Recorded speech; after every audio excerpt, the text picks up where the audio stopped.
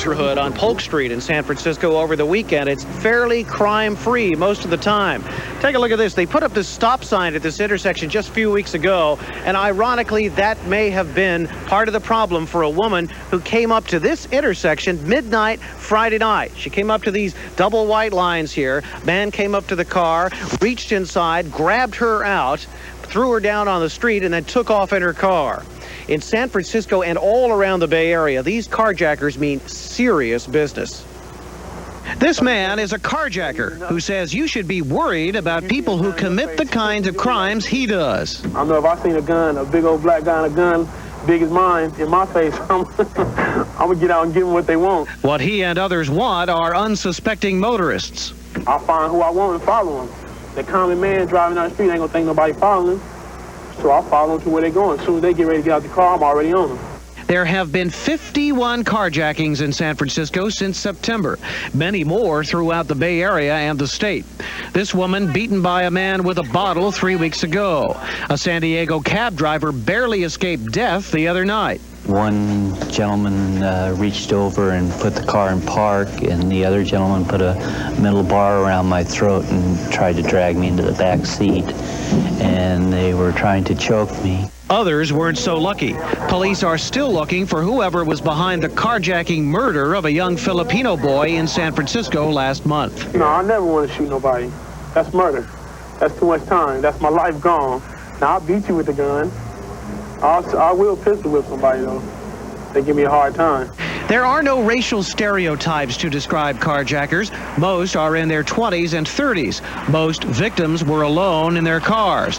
Does the type of car you drive matter? Buick LeSabre, Chrysler, Ford, Chevy, Isuzu, Toyota, Acura. What conclusions can you draw from that? Nothing. Worse yet, even the highest officials worry that it's hard to know where to look for the next crime because they're so spread out. One was Sunday at a little bit after noontime, the middle of the day. Another one might be 2:30 in the morning, early morning hours. So there's no rhyme or reason to the pattern of time or location. Or the way carjackings are committed. It seems there are 100 ways to get carjacked, and here's the latest. You're pulling up to a stoplight. That's an obvious cue to a potential carjacker behind you. As soon as you put on the brake, what happens? You get rear-ended. The question is, how do you know whether that's an accident or a carjacking about to happen?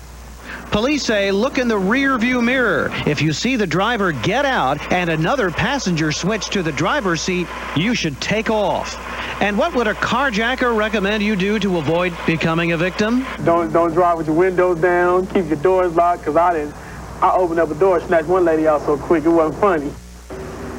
Now, we've heard it again and again, and we have to keep reminding you, there are some very important tips for you, no matter where you're driving at what time of the day.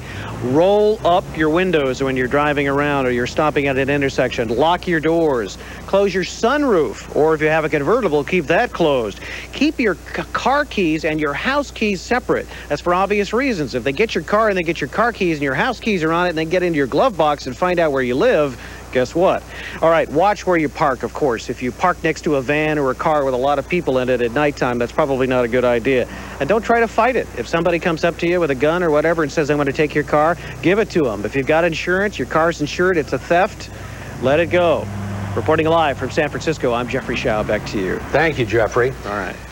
San Francisco's new police chief will make carjacking one of his top priorities. Chief Anthony Rivera was sworn in today. Within hours, he started to refocus the department. Rivera saying crime in this city has reached intolerable levels. He is the first Hispanic to become chief of the San Francisco Police Department and the fourth person to hold the job since Mayor Jordan took office last January.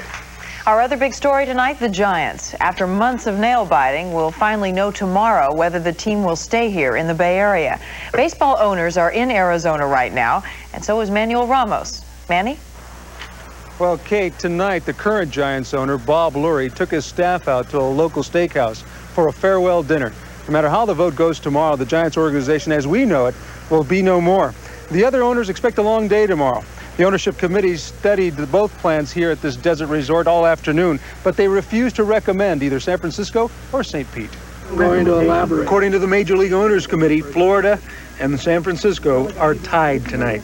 The qualifications of both groups pass muster as far as the ownership committee is concerned. San Francisco native Bob Lurie and his staff spent the afternoon playing hard for Tampa Bay and St. Petersburg. Lurie won't talk to the media, but he has reportedly been lobbying, asking fellow owners to let the Giants go to Florida.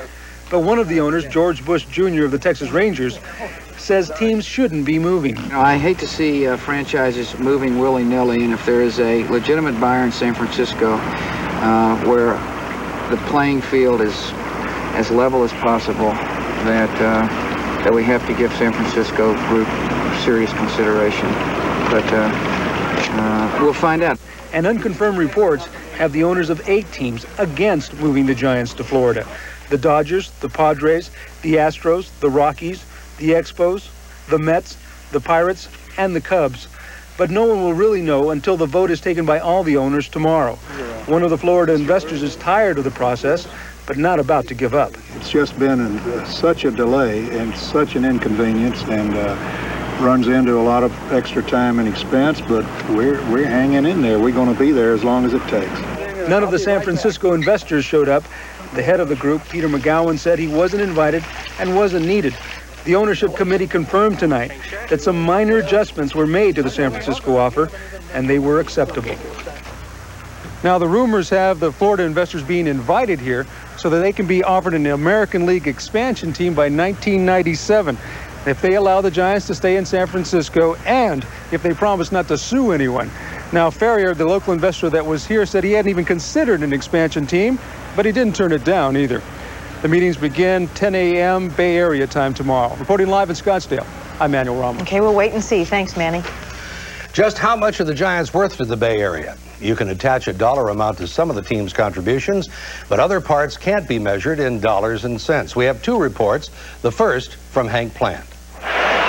Common sense would tell us that if the Giants left, it would cost the Bay Area millions, and City Hall would have us believe that too. But the fact is, how much financial gain or loss we'd suffer isn't as simple as black and white.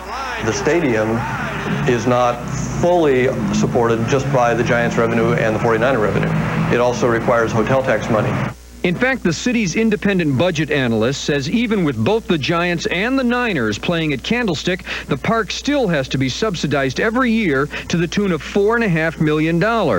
Still, the mayor's economic office has done a study saying the Giants bring almost $28 million into the city.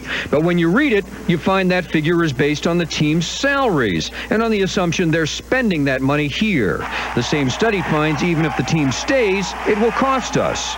Some of the revenues from Candlestick Park, say about $3 million, might wind up, at least in the initial years, being foregone by the city. Back to the Giants. That's right.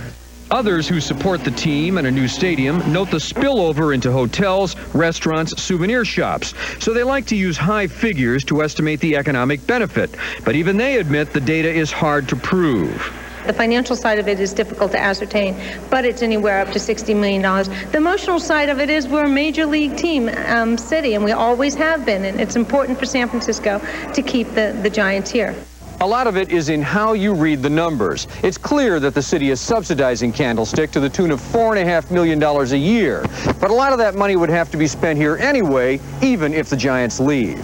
So, stay or go, the team's economic impact is in no way a clear grand slam.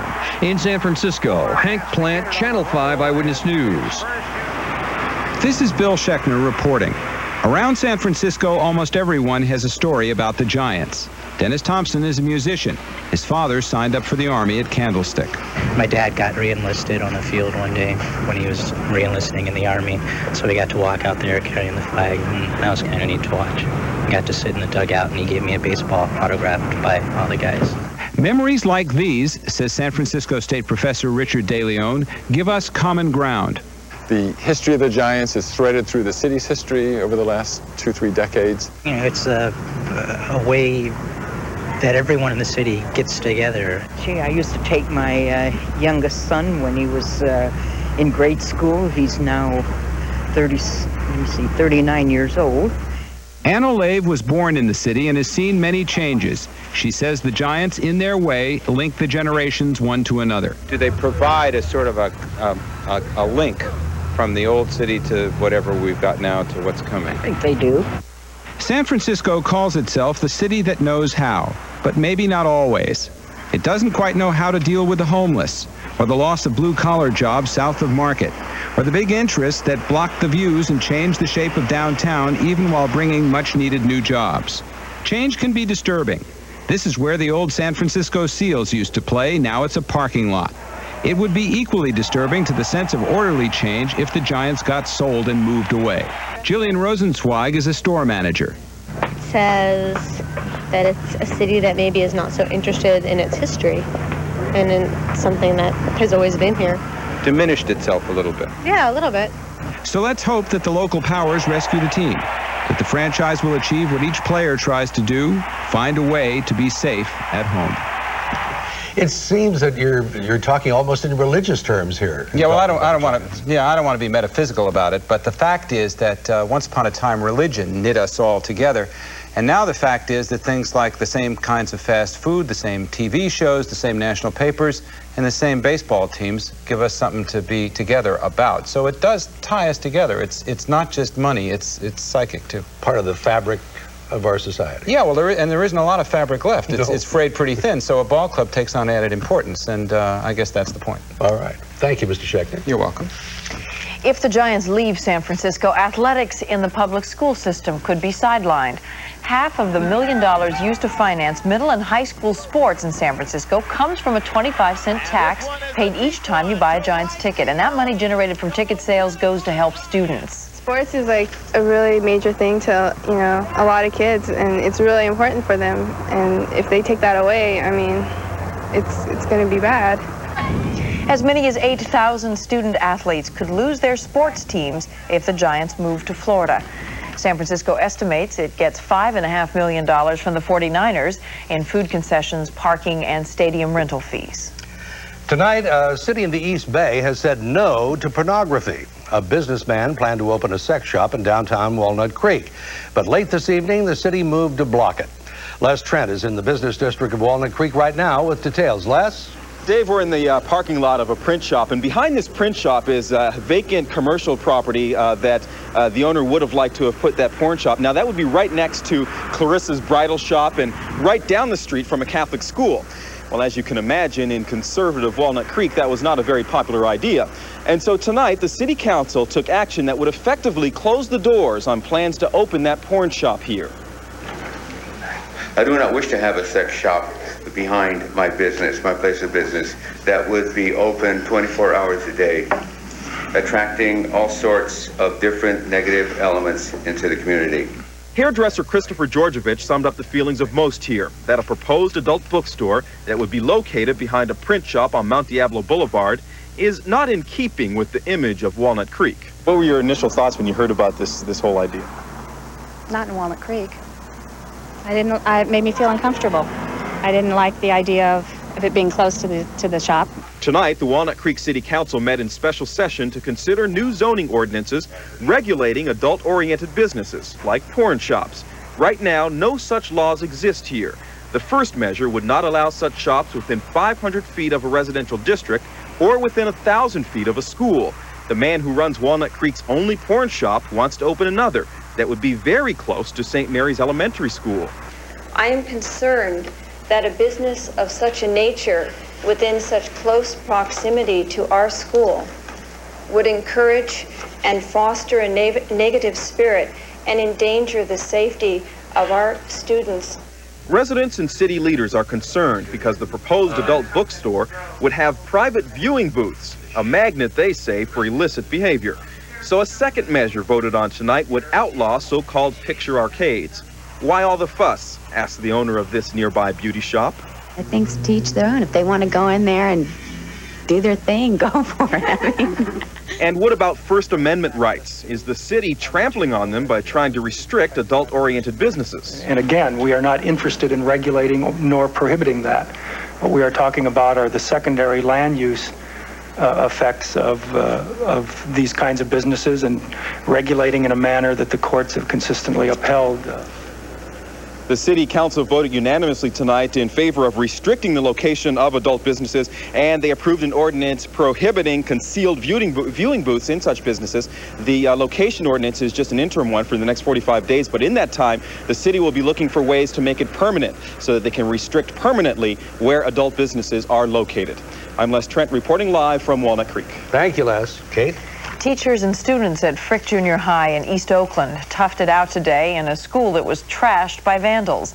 Several brand new computer terminals were smashed, and food and drinks were smeared all over the floor of the cafeteria kitchen. Teachers, students, and parents are all frustrated. We want to see some of these other parents who care about their community. If they care, they need to be here. And I'm angry at them because they could have helped prevent something like this if they'd have took care of their children and educated their children and teach them about property, values, morals. Oakland police have lifted fingerprints from the crime scene but have no suspects. And tonight, police arrested at least 24 students protesting increasing fees at UC Santa Cruz. Some officers used batons on protesters, and there are reports that mace was used.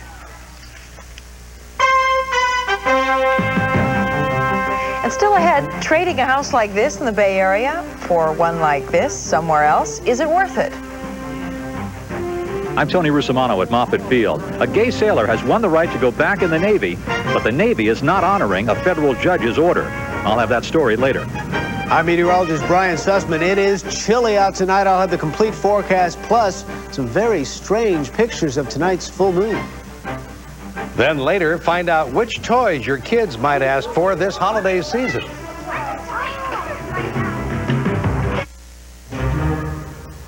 No, that's too big. No, that's too weird. Too many tickets. The 1993 Acura Integra.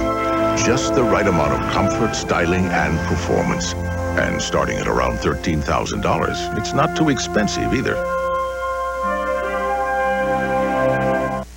Every day, you'll find real name brands in the meat department at Lucky. Because our meat is so good, we sign it. Give our personal guarantee in writing. Both nutritious Lucky Lean and tender USDA choice.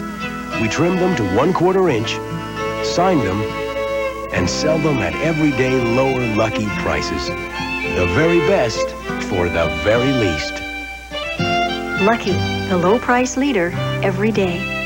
Regis Philbin here talking to you about Jenny Craig with someone who knows firsthand that it works. Meet Teresa Garay. I have lost 68 pounds. What do you think was the key to it?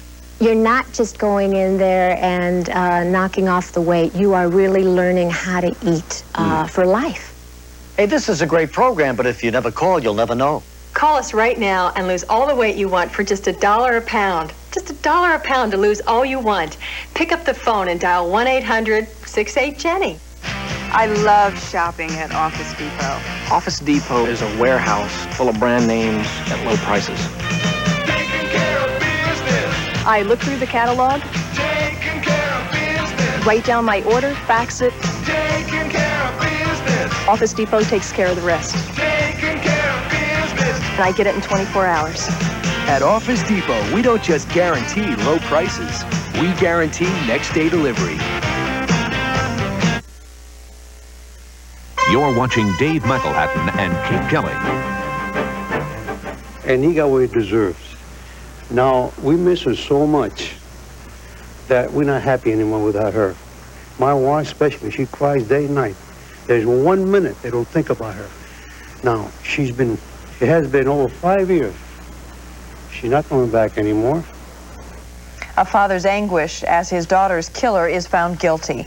Tonight, Eric Chapman could face the death penalty after his conviction for killing a teenager at a photo store in San Jose. The victim, Rose Lobu, was stabbed more than 40 times. Chapman was convicted of the murder partially because of testimony from his own young son who witnessed the crime. A gay sailor was told to shove off by Navy brass today at Moffett Field. The sailor tried to report for duty after being discharged because of his sexuality. He had a court order telling the Navy to take him back. Tony Russimano tells us it didn't do much good. Keith Meinhold was greeted by Navy officials with a warm smile and a handshake as he returned to Moffett Field for the first time since a federal judge ordered the Navy to reinstate him. 15 minutes later, he was escorted back off the base, given another warm smile and a handshake by the same Navy officials, and told, regardless of the judge's order, he could not rejoin the Navy because he is gay. I'll keep it in court. I want to get my job back. I want to go back to doing the good work that I did in the past. Feinhold was an instructor aboard the Navy's P-3 submarine tracking aircraft. Last May, after 12 years in the service, he discussed his sexuality during a network TV news broadcast and was quickly brought before a Navy panel and discharged. He decided to fight the dismissal in court, and Friday, a federal judge ordered the Navy to reinstate him pending a full hearing in January. But today, Moffett officials gave Meinhold a letter saying Washington had not yet told them what to do. It's possible the lawsuit may become moot, since President-elect Clinton has promised to end the military ban on gays by executive order soon after he takes office. I think we'll have met our goals in the lawsuit. I can't really say what that's going to be because I haven't seen the executive order. For now, the P-3s are flying without him, but Keith Meinhold hopes to be back on these Navy submarine hunters by the end of January, one way or another. At Moffett Field, Tony Rusomano, Channel 5, Eyewitness News. The prospect of openly gay soldiers, sailors, and Marines is already drawing fire from some members of the military. Hundreds of letters have reportedly poured into service newspapers. According to the Pentagon, they're running 5-1 against lifting the ban on gays. Employees with AIDS will be affected by a U.S. Supreme Court ruling. The court ruled that employers can cut or end health benefits of workers with AIDS. AIDS activists say that after the ruling, Americans can't count on their health insurance to cover them during a crisis. In the Silicon Valley, one company is moving hundreds of jobs back to the United States after years of losing jobs and market share to foreign competitors. Lynn Ramirez reports. Semiconductors are what put the silicon in Silicon Valley. They're the electronic brains in everything from camcorders to computers. Like TVs and VCRs, it's an American invention that's now dominated by Japan. But unlike American electronics companies, semiconductor makers are ready to retake the market, or at least pull even. That's very significant because semiconductors are really the core component into any kind of modern electronic appliance. It's really an industry of the future. Sequel is a Santa Clara company that builds and rebuilds disk drive systems that are used in many personal computers. The company is taking over 3 new product lines from a San Jose company that was building those products in Singapore. But Sequel isn't keeping those jobs overseas. It's bringing all 500 of them back to Santa Clara. The good news on this transaction is those jobs that were previously being done in Singapore, that work is now being brought back to Silicon Valley. Taken together, these two separate events represent significant changes and trends that have hurt Silicon Valley in the recent past, starting with the loss of semiconductor dominance to Japan in 1986, and more recently, the exporting of manufacturing jobs overseas. The big picture is that it's one of the few examples where U.S. industry has been on the ropes when facing foreign competitors, and this is really a hopeful sign that, at least for the semiconductor industry and possibly for others, that we can come back. Chip makers hope other U.S. industries can follow their lead and regain competitiveness after being knocked out of the lead by Japan. In Santa Clara, Len Ramirez, Channel 5, Eyewitness News. Well, meanwhile, Chevron has announced it will lay off 750 Bay Area employees. The move affects primarily white-collar workers in San Francisco and Danville. If you were expecting a refund on your 1991 federal taxes and never got it, it's time to pick up the phone and call the IRS. The number is 1-800-829-1040. The IRS still has $44 million worth of refunds. The Postal Service returned them because of incorrect addresses. If you think your refund check is one of those sent back, call the number on your screen. Just ahead, he was on the fast track for the U.S. Supreme Court. Did he really try to blackmail his mistress? And then kids put toys to the test just in time for the holidays. You have questions? 5 has answers. Was there an accident? Why does traffic get worse every year? Where does the toll money go? Hasn't the bridge already been paid for? Are the toll collectors nicer on the Golden Gate Bridge? How would the Bay Bridge look in orange? Why don't more people take BART? Is there another demonstration? Are they shooting a movie? Did someone pay with a $1,000 bill? You have questions, 5 has answers. Channel 5 Eyewitness News at 5, 6, and 10. It wakes up sleepy purples and helps canary yellows to fly. It gives the blues a wonderful bump and even helps the roses to look rosier. It's Fuji color, and it's the reason why more people are looking into Fuji films every day. Fuji, a new way of seeing things. Wednesday only, one day only. It's Circuit City's Veterans Day one-day sale. One day only. This Sanyo 25-inch TV with remote is just $289. One day only. This VCR with remote is a low $159. And one day only, your choice of a Sanyo boombox or Sanyo CD player is just $99.97 each. Wednesday only. It's the Veterans Day one-day sale. Welcome to Circuit City, where service is state-of-the-art. When we set out to design the new Geo Prism, the possibilities were endless. Then, step by step, we built a car that's as well thought out as it is well engineered. Once you see the end result, we think you'll agree. It all came together beautifully. Get to know the newest Geo Prism, at your Chevrolet Geo dealers.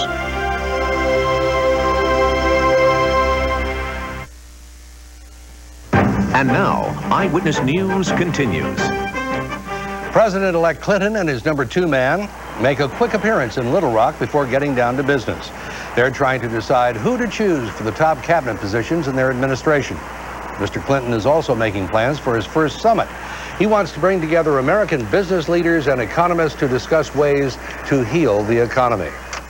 Hillary Clinton is reportedly preparing to focus all her attention on her duties as the next First Lady. A spokeswoman says Mrs. Clinton plans to quit her job at a Little Rock law firm. She's been on temporary leave there for several months. One of California's new senators will take her oath of office tomorrow. Dianne Feinstien must be sworn in right away because she's completing the term left vacant by former Senator Pete Wilson. Feinstein was in Washington today along with the state's other Senator-elect Barbara Boxer, and Josh Mankiewicz reports. Suddenly, there are 6 women in the U.S. Senate. Today, the 4 newcomers received a welcoming visit from Maryland's Barbara Mikulski, who has been the only Democratic woman here until now. Today, the Senate class of '92 met the Senate leadership for a get-acquainted session and a lengthy lesson on how to get along in what's always been a place with a men's club atmosphere that often moves with all the haste of a men's club membership committee. Just from the morning, I can see the tradition plays a major role in the Senate. That may or may not be good. I'm not in a position really to know that yet. The pressure's on Dianne Feinstien because she's serving out what was Pete Wilson's Senate term. She'll have to run for re-election in 2 years instead of 6.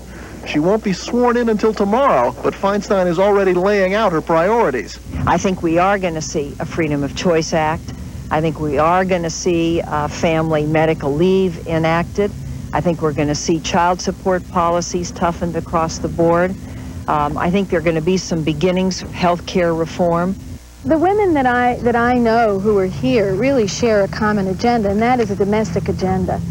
It is very much what Bill Clinton talked about. It's putting people first. It's lifting up our families and our children, and really having a family-friendly government. In Washington, Josh Mankiewicz, Channel 5 Eyewitness News. A panel of judges in New York has refused to suspend a colleague tonight, even though he's suspected of threatening a former lover and her teenage daughter. Saul Wachtler, the chief judge of New York State, is under a suicide watch at a hospital tonight. He was arrested several days ago and charged with trying to extort money from former mistress Joyce Silverman, a wealthy socialite and Republican fundraiser. She says the judge also threatened to kidnap her daughter. All of this is really a total surprise and totally out of character. He was really an outstanding judge. If the charges are true, it had to be some kind of aberrational behavior resulting from a medical or pharmaceutical problem. Remains married. Judge Wachtler is considered to be a prime candidate, or was a candidate for the governorship or even a spot on the U.S. Supreme Court. He has yet to enter a plea in the case. Coming up, what if you could trade this house in the Bay Area for a bigger one elsewhere? Lots of people have done just that. Sussman here. Forecast coming up. Pictures of the full moon and the first major tree lighting in the United States. That's coming up. And just wait till you see what these kids have to say about hot Christmas toys.